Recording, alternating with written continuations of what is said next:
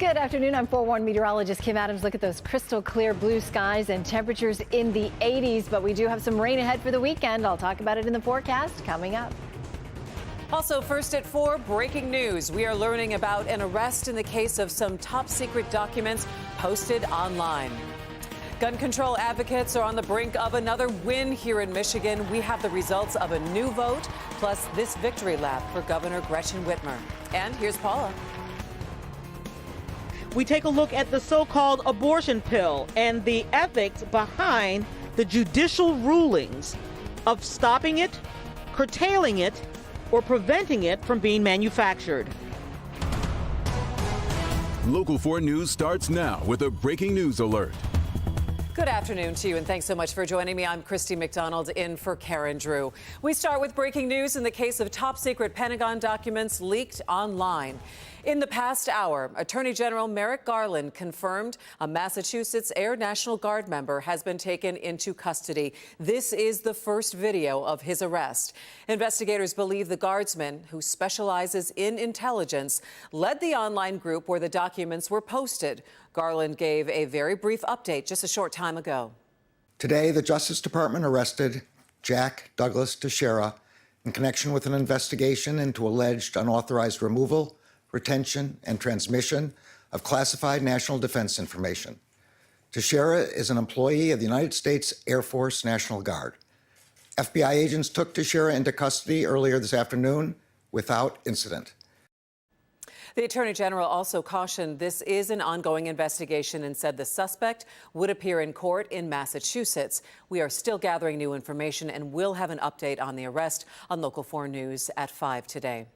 Here at home, firefighters tried to rescue some pets from a condominium fire in Van Buren Township. It happened near 94 and Haggerty this afternoon at the Woodbury Green condo complex. We're told the fire started in a shed and then spread to 3 units. At one point, the fire hit a gas line and was blazing. Firefighters managed to rescue someone's lizard, but a dog did die in the fire. The exact cause is under investigation. Gun control supporters in Michigan get results 2 months to the day after the deadly shooting at Michigan State University. Plus, there's just been another critical vote. This morning, Governor Gretchen Whitmer signed what she calls 2 common sense bills to prevent gun violence. The laws bring new rules for the safe storage of guns and expanded background checks to buy guns. The governor was joined by many gun control activists, including a student from Michigan State who applauded the progress. For Michigan State students, the passage of this legislation means a first step towards some sort of safety. Our home might be forever altered for us, and we all lost something that day 2 months ago. But something I know about Spartans is that in the absolute worst of times, we come together and we do what we can to change the world.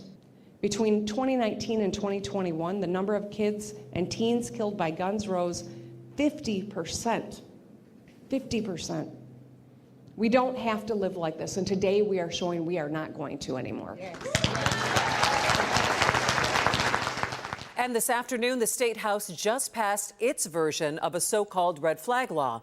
It would temporarily remove firearms from people deemed to be a risk. Under this proposal, a family member, a partner, or a mental health professional could petition a judge, forcing the individual to then prove that they are not a threat. The state Senate has already passed its own version of the bill, so they would have to be reconciled.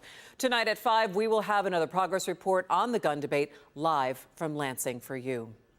We have reached another milestone in the COVID pandemic. Local 4 just received an update from Michigan's major hospitals on their transition to optional face masks.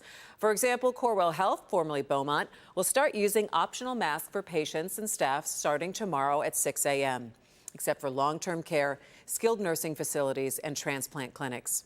The Detroit Medical Centers will also go optional starting tomorrow.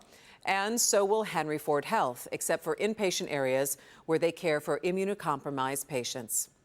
We have posted a list of several hospitals and their policies at clickondetroit.com, and you can check it out right there on the homepage. All right, as we turn to the first forecast, we sure hope that you had some time to get outside today. Here's a quick look at the riverfront in downtown Detroit. It looks tropical. My goodness, doesn't get much better than that. The sun, the sparkle on the water. Let's check in now with Kim Adams. This is gorgeous, Kim. Yes, but time is ticking, and we've had a really nice week. If you haven't been able to get out and enjoy it, you only have really tomorrow, and then Saturday things start to change just a little bit. But right now, enjoy it. 84 degrees downtown Detroit, 83 Metro, 81 in Pontiac, and low 80s in Mount Clemens. As we widen the view, much of the entire country is very warm. It's almost 90 degrees right now in New York City, in the upper 80s in Washington, D.C. Even Sioux Falls, back out to our west, is still in the upper 80s. The flowers are starting to come up, and you need to take time to stop and smell those flowers, like this little pup sent to us from Trudy in St. Clair Shores. Thanks for that My Pick. You can always send us your My Picks. I love to see the spring flowers in those My Picks. Just go to the 4Warn Weather app. You can also go to Click on Detroit and upload those My Pick photos. Tomorrow looks pretty nice, almost as nice as today, just like maybe a shade or two, a degree or two lower than it was today, but it's going to be a change this weekend. We'll talk about that rain headed in and how it could affect your plans in the forecast in just a few minutes. Sounds good, Kim. We'll see you then. Attorney General Merrick Garland says he's taking the battle over the abortion pill, mifepristone, to the United States Supreme Court. Yesterday, a federal appeals court narrowed a ruling by a judge in Texas, whose ruling would totally reverse the FDA's approval of the drug. The appeals court says the drug should be available, but narrowed the window of time that women can use it and won't allow it to be dispensed through the mail. The restrictions are in place until the appeals court is able to fully consider this case. But there's another ruling out of Washington state that says the drug should be fully available in the 17 Democrat-leading states that sued to keep it on the market.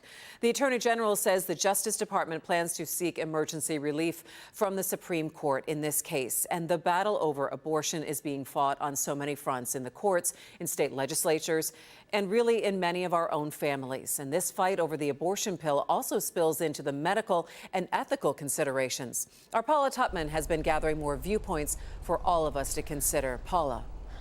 Yeah, hi, Chrissy. Hi, everybody. Yeah, of course, we've been talking about the politics of mifepristone, but as you said, there's also a medical ethics point of view and whether or not politicizing medical science actually well serves the public. Two medical ethicists wearing two different goggles. Dr. Martin Lieber teaches ethical theory and professional ethics at U of D Mercy, but also sits as an advisor to the Catholic Archdiocese of Detroit. It's well known that the Catholic perspective is pro-life, which means any intervention that is intended to bring about the death of a human being, and starting from conception through natural death, is wrong. Dr. Jason Wasserman is a medical ethicist and professor of foundational medicine studies at Oakland University William Beaumont School of Medicine. We can have reasonable disagreement about the ethics and morality of abortion, but these plaintiffs were doing something pretty sneaky, and that they were trying to impugn science in ways that weren't evidence-based. And they found a judge, I think, whose ideological position on abortion was sympathetic to theirs. From his goggles, Dr. Wasserman sees great danger in what could be referred to as medical gerrymandering. What we want out of science is to be as value neutral as possible, and it's important that scientists be able to objectively evaluate the data. And from the goggles of an advisor to the Archdiocese, while the Catholic Church comes from a pro-life, anti-abortion stance, even Dr. Lieber has concerns when politics intersect with proven science and medicine. Well, it certainly sets a dangerous precedent. We count on the medical experts to give us medical facts.